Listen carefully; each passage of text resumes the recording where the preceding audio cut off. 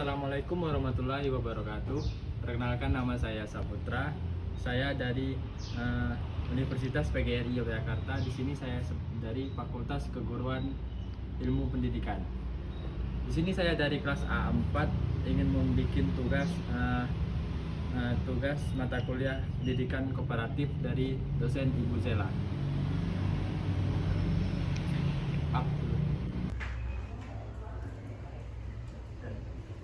Terima kasih Ibu. Perkenalkan, nama saya Saputra. Saya dari kampus Universitas PGRI Yogyakarta. Di sini saya dari prodi PDLT. Ingin wawancara sama Ibu.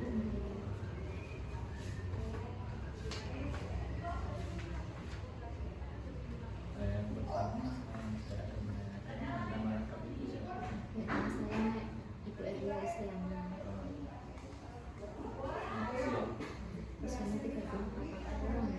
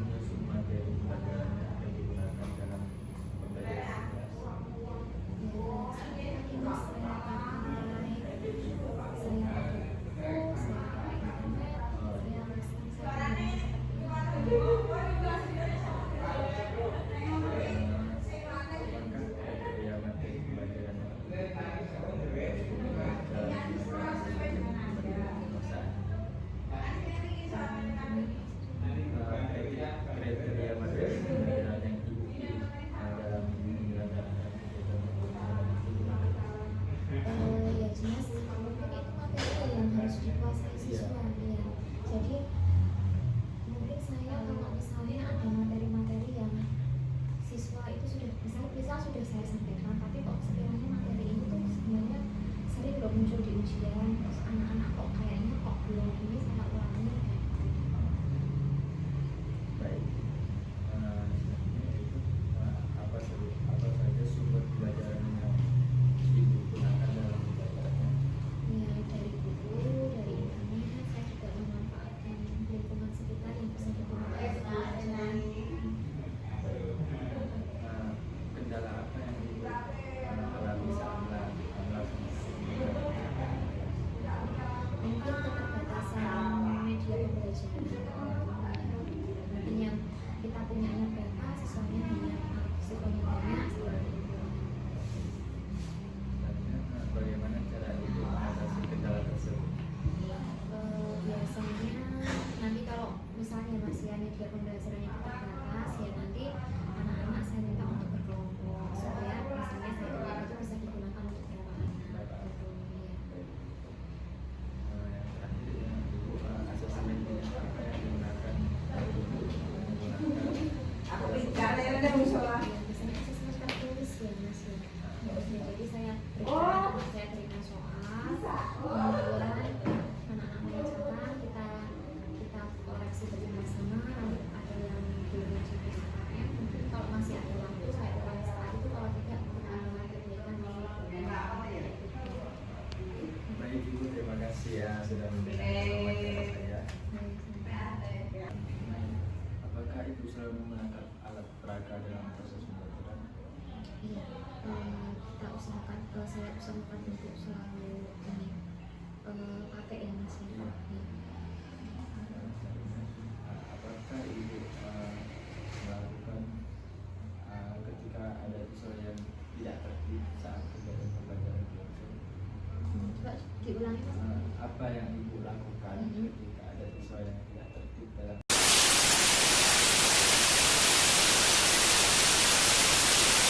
Assalamualaikum warahmatullahi wabarakatuh Ibu.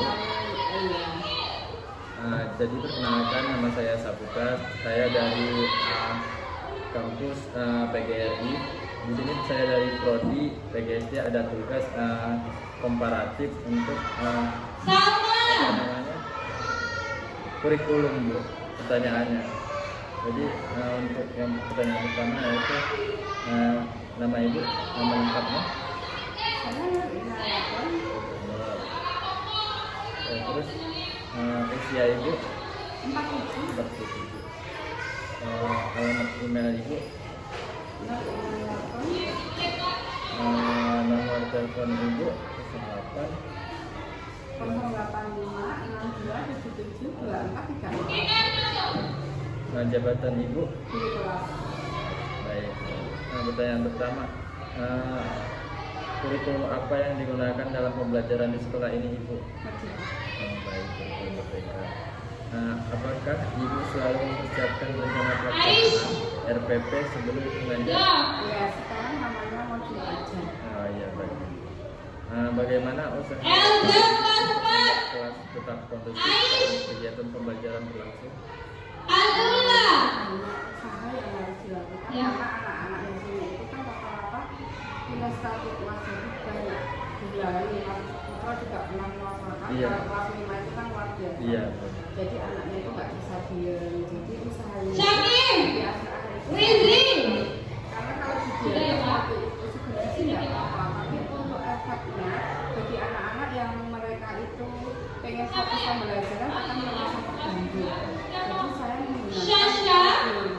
menggunakan beberapa materi itu saya ambilkan melalui video pembelajaran, nanti saya tampilkan melalui LCD. Itu terus ada juga untuk mereka yang mereka tidak bosan itu kita bisa berjalan dengan baik. Itu mereka kalau diajak keluar, jadi pernah saya ajak keluar jalan-jalan mencari misalnya tanaman kalau tulis mana yang bisa satu, mana yang atau kemudian terus bentuk-bentuk jalannya itu saya ajak keluar supaya anak-anak lebih bisa melaksanakan pembelajaran dengan konsep kontekstual learning. Belajarnya ya lingkungan sebagai contextual learning, Iya. kemudian buku, Buku tadi ya. ATP, CP itu kan sumber yang harus kita pedomani toh Mas. Iya. Itu kan ruhnya itu. Kemudian internet itu jelas. Sekarang itu internet itu kita nggak bisa lepas dari itu. Ya itu media-media yang lain. Kadang anak-anak saya suruh untuk Apakah Ibu selalu mempertimbangkan validasi dan relevasi materi ketika Ibu memimpin materi pembelajaran sistem? kalau validasi itu kan materi itu harus benar-benar sesuai ya Mas, sesuai dengan capaian pembelajarannya. Sekarang kan namanya capaian pembelajaran dan CP dan ATP itu. Jadi meskipun kita mencari materi dari misalnya mencari video yang kan tidak mungkin kita membuat video terus-terusan, kan sekarang di internet itu sudah banyak ditemukan banyak video pembelajaran yang sesuai dengan materi yang ada. Kita cari video yang ada itu harus disesuaikan dengan tujuan ATP dan CP-nya, sehingga video yang kita tampilkan itu tidak keluar jalur pembelajaran, jadi tetap harus sesuai ya. Selanjutnya bagaimana Ibu mengembangkan materi pembelajaran yang disajikan di kelas? Bisa Disajikan di kelas. mengembangkannya. Nah, Ya, mengembangkan materi pembelajaran yang bisa disajikan di kelas itu contohnya saya memberikan video pembelajaran yang pernah saya lakukan Mas. Saya pernah mengajari tentang jalur air, kemudian jalur air itu saya tampilkan di LCD. Jalur air itu seperti ini. Setelah ditampilkan di LCD, nanti saya kembangkan supaya anak-anak itu bisa memahami dengan jelas jalur air itu. Saya cari juga, saya mengakui saya tidak membuat sendiri. Saya cari di Google tentang nyanyian jalur air. Setelah nyanyian jalur air itu saya suruh mencatat, kemudian dinyanyikan bareng-bareng di kelas. Setelah dinyanyikan bareng-bareng di kelas, mereka sudah memahami materinya. Video saya lakukan, terus saya mengambil sampel anak, maksudnya hari ini siapa, besok siapa gitu, untuk menjelaskan materi jalur air itu di depan teman-temannya. Itu sebuah pengembangan nggak Mas? iya. Sesuai seperti itu. Apalagi kira-kira pengembangan yang lain? Acuan Ibu digunakan untuk menentukan materi pembelajaran yang akan digunakan dalam kegiatan pembelajaran. Acuan Acuannya itu ya tentunya CP, ATP, terus buku teks, internet, terus kontekstual lingkungan sekitar itu juga bisa digunakan untuk pembelajaran.